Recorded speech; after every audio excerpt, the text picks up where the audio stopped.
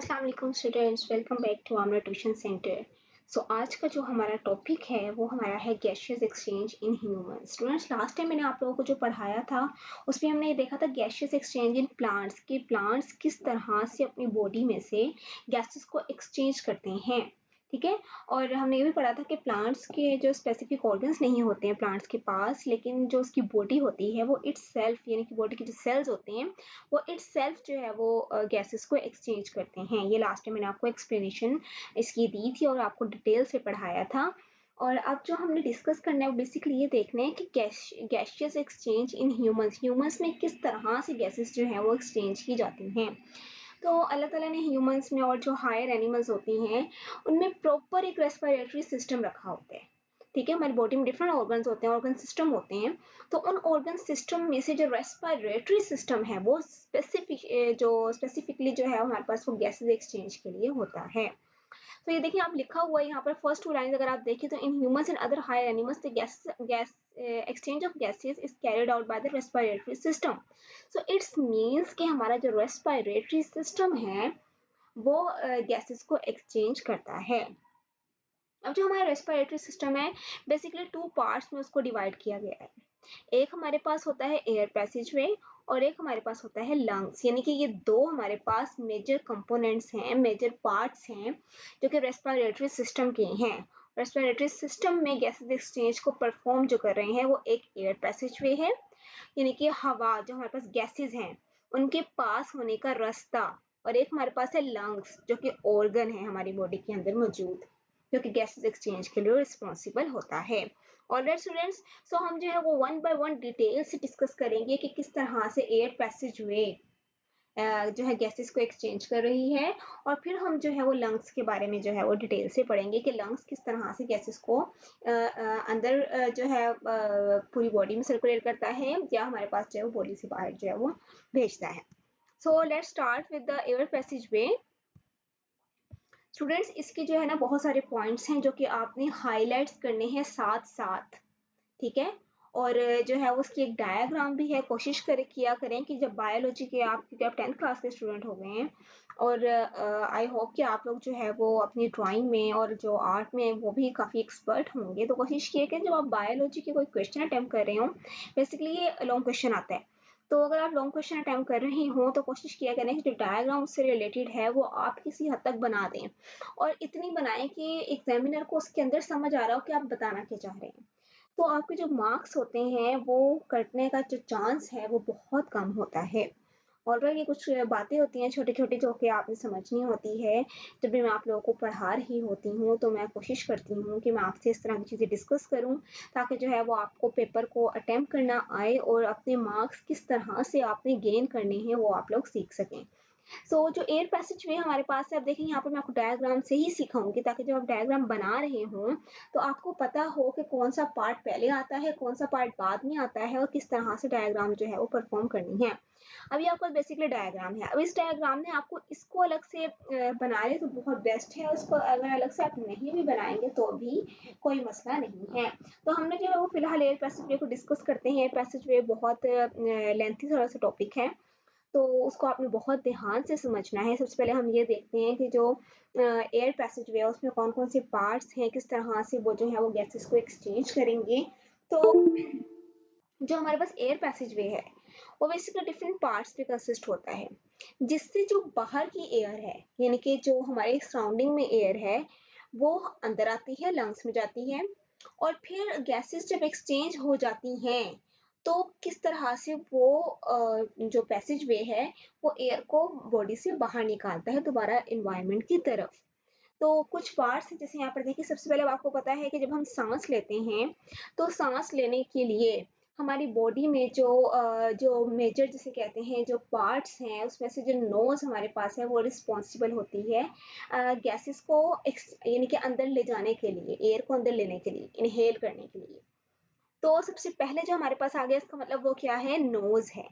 अब वो जो नोज हमारे पास है उस नोज के जो कंपोनेंट्स है हम उसको डिस्कस करेंगे, देखेंगे किस तरह से नोज में ऐसी क्या क्या चीजें जो गैसेस को अंदर की तरफ लेके जा रही हैं, और किस तरह से जो है वो हमें प्रोटेक्ट भी करती हैं। जो हमारी हवा में मौजूद बैक्टीरिया वगैरह होते हैं उससे काफ़ी हद तक प्रोटेक्ट भी करती हैं, तो हम इसको जो है वो डिस्कस करते हैं।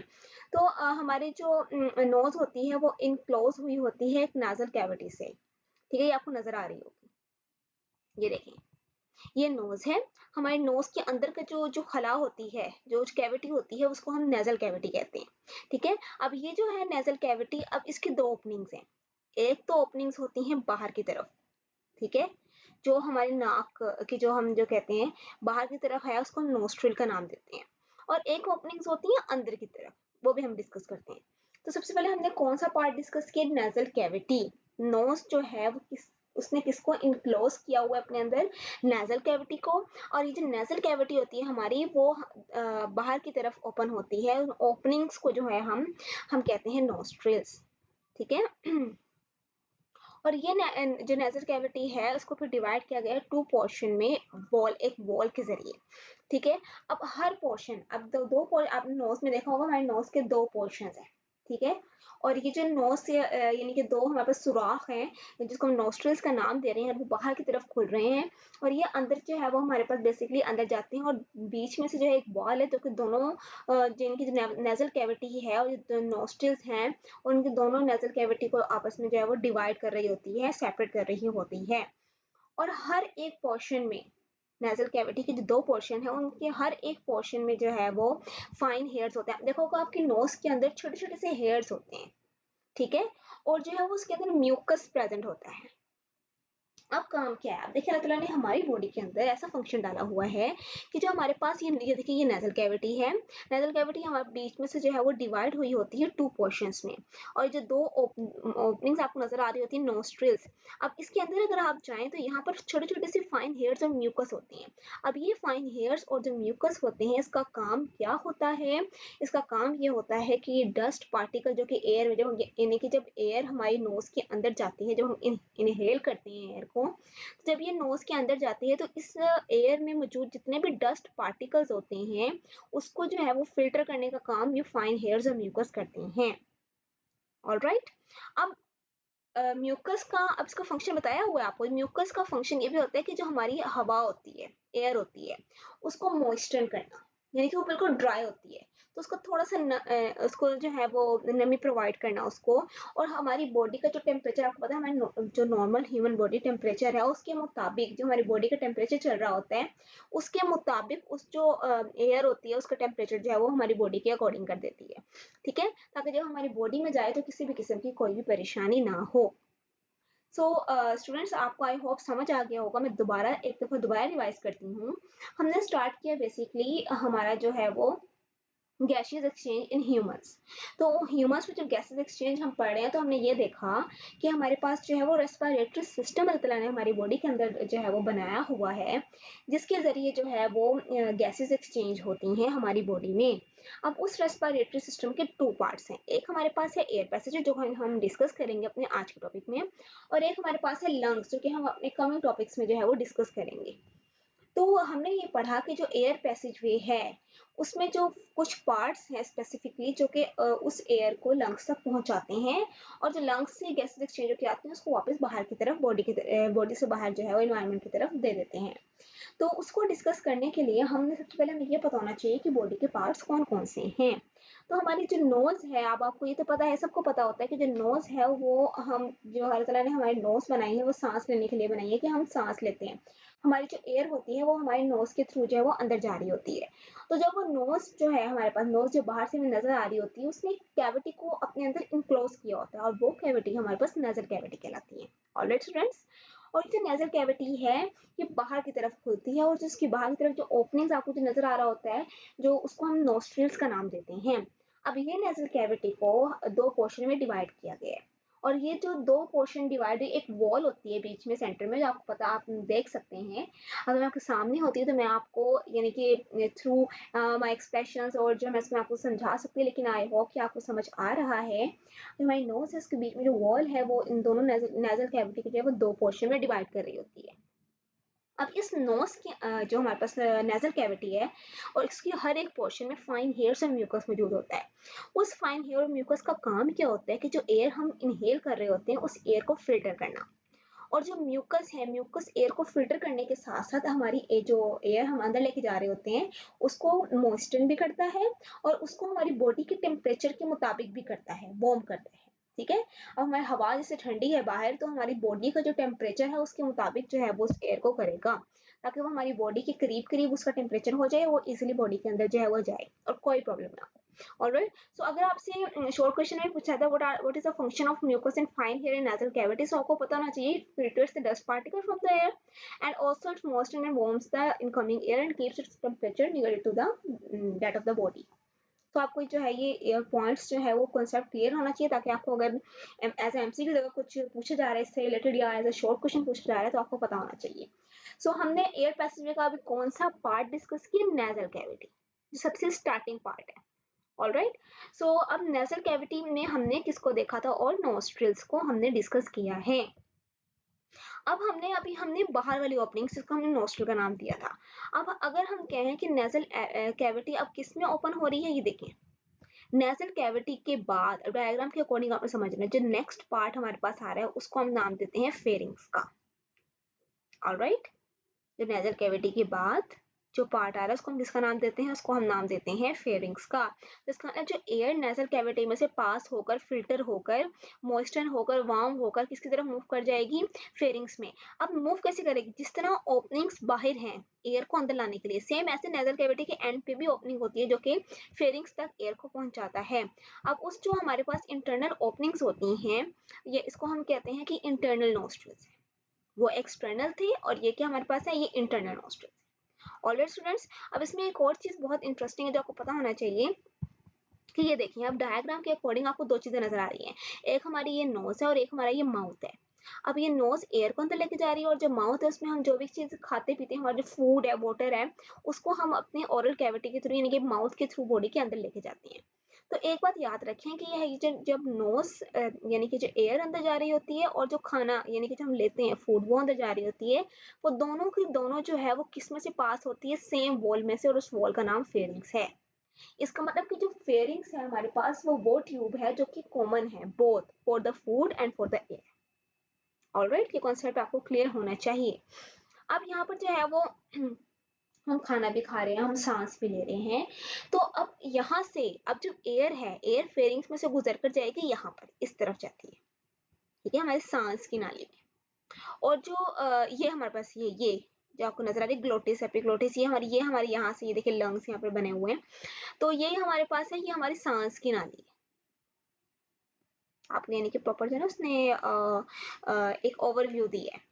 और जो खाना हम खाते हैं वो हमारे जाता है स्टमक में, तो ये हमारी जो है वो खुराक की नाली।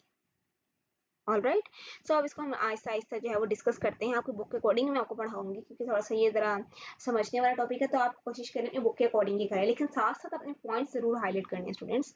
अच्छा, यहाँ पर जो है वो एपिग्लोटिस की डेफिनेशन लिखी है जो कि आपने याद रखनी है। अब लेकिन इसको समझने से पहले आपको ये बताना चाहिए ग्लोटिस क्या होता है, फिर हम आपको अभी ग्लोटिस के बारे में मैं आपको पढ़ाऊंगी या समझाऊंगी। सो अभी हमने क्या पढ़ा कि जो नेजल कैविटी है वो कहाँ पर ओपन होती है, जाकर फेरिंग्स में, और दो स्मॉल ओपनिंग्स के थ्रू, लेकिन उसको हम अब कौन सी किसका नाम देंगे, हम उसको इंटरनल नॉस्ट्रल का नाम देते हैं। फेरिंग्स अब क्या है, एक मस्कुलर पैसेज है। व्हाट इज अ फेरिंग्स, आपसे अगर क्वेश्चन पूछा जाए व्हाट इज फेरिंग्स, तो फेरिंग्स एक मस्कुलर पैसेज है जो कि कॉमन है for food and for air दोनों के लिए। अब जो है वो इसके आगे अब इसमें गुजरने के बाद ये जो फेरिंग्स होती है ये एक्सटेंड हुई होती है ओपनिंग्स मजीद एसोफेगस में और जो है वो लेरिंग्स में। ठीक है, अब एयर जो हमारे पास होती है एयर वो फेरिंग्स में से गुजरते हुए लेरिंग्स में चली जाएगी। समझ आ रही है, जो हमारे पास एयर है वो हमारे पास कहाँ चली जाएगी लेरिंग्स में। अब यहाँ पर देखें, यहाँ से डायग्राम के अकॉर्डिंग आपको समझ आएगी। अब फेरिंग्स में से होते हुए अब यहाँ पर फिर ओपनिंग्स हैं, अब वो ओपनिंग्स एक तो जा रही है टूवर्ड्स द लेरिंग्स, ठीक है, और एक वहां पर जाती है टूवर्ड्स द एसोफेगस। ऑलराइट, तो यहाँ ये हमारे पास फेरिंग्स है और ये बीच में जो हमारे पास ये चीज है ये हमारे पास लेरिंग्स होता है और ये जो हमारे पास है ये एसोफेगस होता है। ऑलराइट स्टूडेंट्स, तो अब हमने क्या पढ़ना है कि हम बेसिकली क्योंकि एयर का डिस्कस कर रहे हैं तो हम आगे एयर को ही पढ़ेंगे। अब हमें ये पता है कि जब हमारे पास एयर जा रही होती है तो ग्लोटिस एक नैरो ओपनिंग होती है जो कि फेरिंग्स के बिल्कुल यानी कि जो है वो फ्लोर पर होती है, बिल्कुल नीचे फेरिंग्स के बिल्कुल नीचे एक छोटी सी ओपनिंग होती है। ठीक है, जो कि लेके जाती है उसको लेरिंग्स की तरफ, यानी कि जैसे हम कहते हैं सांस की नाली की तरफ लेके जाती है। ठीक है, अब वो सांस की नाली की तरफ जब लेके जा रही होती है, तो अब अगर हम खाना खा रहे हैं, लेट्स सपोज कि खाना खा रहे हैं, तो उस जब हम खाना खाएंगे, तो खाना खाते वक्त हम जो है वो ग्लोटिस, यानी कि ये जो ग्लोटिस हमारे पास मौजूद है, ये गार्डेड होते हैं फ्लैप ऑफ टिश्यूज से। उसको हम एपिग्लोटिस का नाम देते हैं कि अगर हम अपना खाना जब हम खाते हैं, तो जो एपिग्लोटिस ऊपर जो होता है, इसको हम कहते हैं ढक्कन, एक यानी कि कैप के तौर पर आप कह लें कि यूज होता है। ये देखें, ये ग्लोटिस है। ठीक है, इस ग्लोटिस के ऊपर ये देखें, जो आपको हाईलाइट किया हुआ, ये यहाँ पर से एपिग्लोटिस, ये एपिग्लोटिस होता है। अब इस एपिग्लोटिस ने क्या किया होता है, इस ग्लोटिस को कवर किया होता है, एक फ्लैप ऑफ टिश्यूज, एक ढक्कन है टिश्यूज का बना हुआ। तो जब हमारे पास अगर हम खाना खा रहे होते हैं, यानी कि जब हम फूड को जो है वो निगलते हैं, अब हम इसका भी जो है वो एक्सप्लेनेशन के साथ पढ़ेंगे आपकी 10th क्लास में, कि जब हम फूड अंदर लेके जा रहे होते हैं, तो ये जो एपिग्लोटिस है, ये बिल्कुल कवर कर लेता है इस ग्लोटिस को। अब इसका मकसद क्या होता है, ताकि जो हमारे पास जो हमने फूड हमने खाया है, वो इसमें जाने की बजाय वो सीधा एसोफेगस में जाए, और वो हमारे पास सीधा स्टमक में जाए। ऑलराइट, तो ये जो हमारे पास इसलिए बनाया हुआ है, अल्लाह ताला ने एक सिस्टम रखा हुआ है, ताकि जब खाना हम खा रहे होते हैं, तो जब हम उसको निगलते हैं, तो वो हमारी खुराक की नाली में जाता है, ना कि हमारी सांस की नाली में जाता है। तो ये हमारे पास जो है वो बेसिकली ग्लोटिस था, एक नैरो ओपनिंग होती है जो कि बिल्कुल फेरिंग्स के नीचे है, जो कि कहाँ तक जा रही होती है, लेरिंग्स की तरफ जा रही होती है। तो ये हमारे पास बेसिकली ग्लोटिस है, जो कि आपने हाईलाइट करना है। अब हमारे पास लेरिंग्स क्या है? लेरिंग्स मैंने आपको बता दिया, ये बेसिकली एक बॉक्स होता है छोटा सा, जो कि कार्टिलेज का बना होता है। ठीक है, और ये किसके दरमियान प्रेजेंट है हमारे पास? अब यहाँ पर आप डायग्राम के अकॉर्डिंग भी आपने देखा है कि ये देखिए, ये हमारे पास ट्रैकिया है और ये हमारे पास फेरिंग्स है। इस ट्रैकिया और इस फेरिंग्स के दरमियान में लेरिंग्स मौजूद होता है। ठीक है, इस ट्रैकिया और इस फेरिंग्स के दरमियान में हमारे पास क्या मौजूद होता है? लेरिंग्स मौजूद होता है। एक हमारे पास क्या है? लेरिंग्स बॉक्स होता है, जो कि कार्टिलेज से मिलकर बना होता है, और ये फेरिंग्स और ट्रैकिया के दरमियान मौजूद होता है।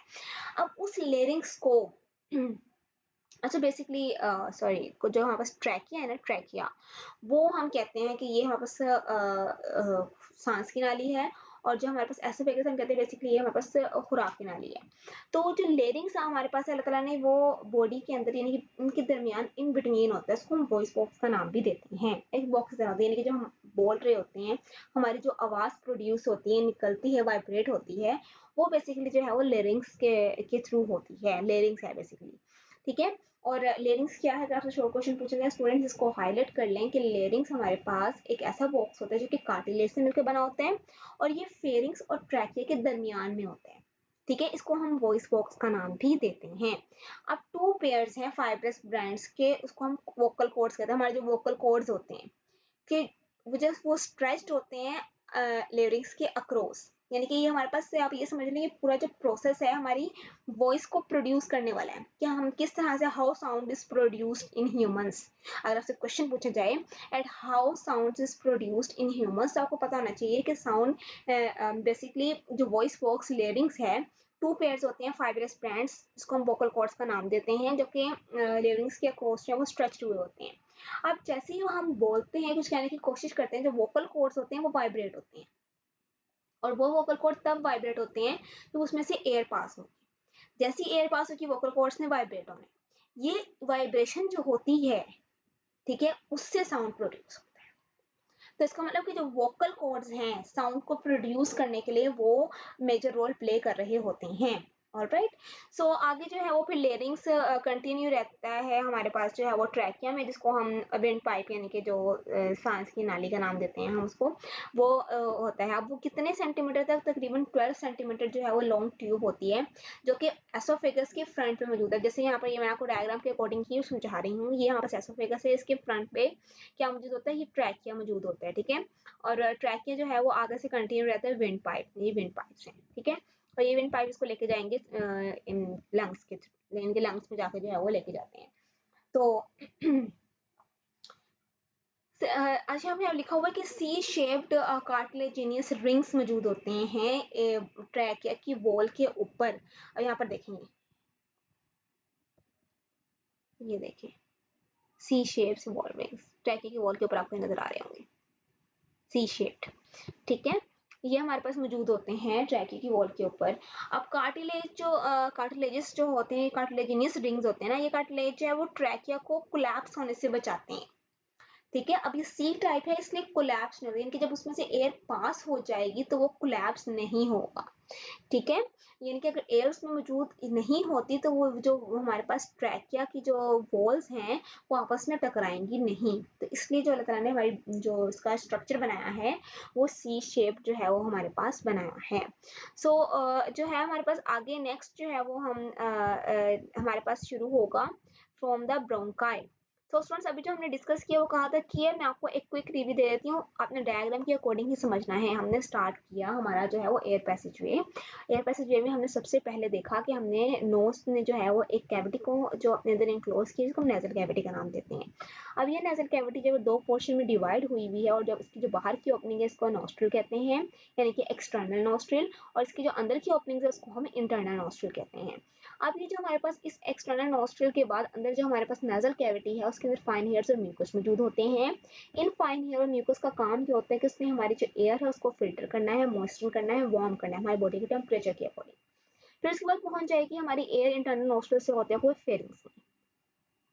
अब ये फेरिंग्स में से पास होकर कहाँ जाएगी, लेरिंग्स के बाद हमारी जो है वो ट्रैकिया में। और ट्रैकिया के ऊपर की जो बिल्कुल आउटर सरफेस है इसको हम ग्लोटिस का नाम देते हैं, और ये ग्लोटिस जो है वो ऊपर एक फ्लैप ऑफ टिश्यू से कवर हुआ होता है जिसको हम एपिग्लोटिस का नाम देते हैं। ये एपिग्लोटिस ये अगर एयर आ रही होगी तो ये एपिग्लोटिस जो है वो ओपन हो जाता है और एयर इसके अंदर आ जाती है। अगर फूड हम खा रहे होते हैं तो एपिग्लोटिस ये क्लोज हो जाता है ताकि फूड जो है वो एसोफेगस में जाए, यानी कि खुराक के अंदर।